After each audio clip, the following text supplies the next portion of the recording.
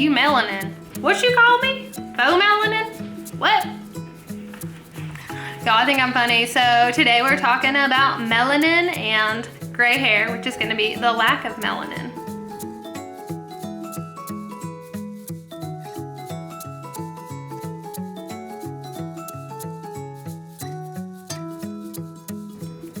Welcome to Home Hair Academy with me, Ray. You are watching The Real Ray. If this is your first time here, welcome. And if you are returning, welcome back. So we are on this journey to get to know our hair and learn all the things we need to know to be able to formulate our own hair color.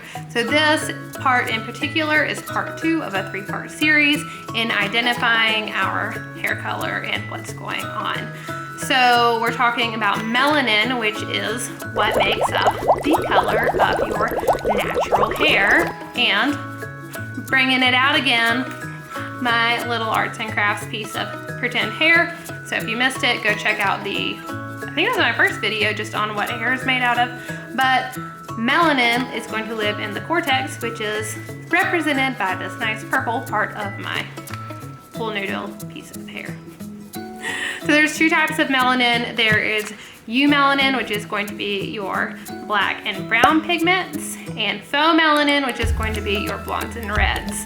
And so the combination of those 2 is how you get your very unique, natural grown hair color.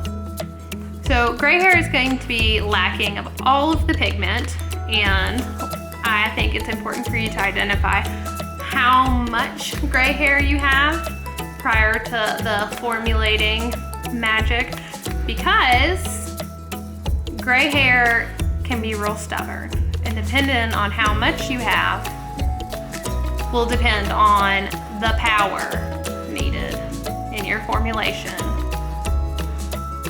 to get it covered, if you're trying to cover it, if that's what you're trying to do.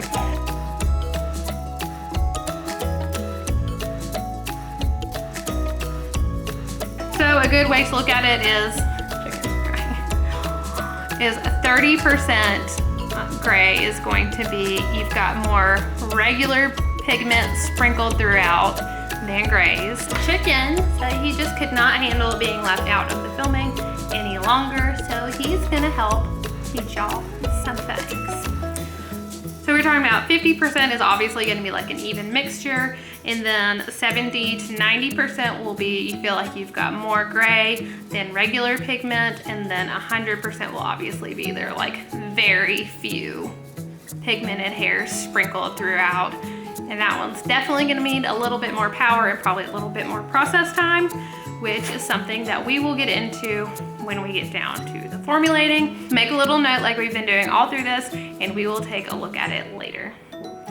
Okay, so that is EUMELANIN, PHEOMELANIN, and no melanin, aka gray hairs. So I hope you learned something. If you're enjoying my content, make sure you're hitting that little thumbs up button for me.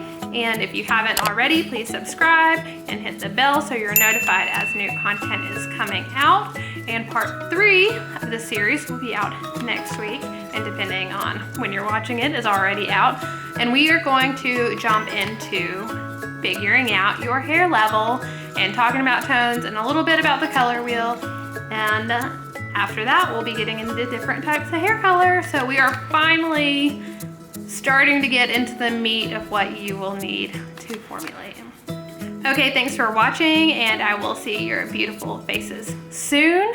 Have an amazing day and week, and go out there and be beautiful and feel beautiful. And yeah, it's The Real Ray.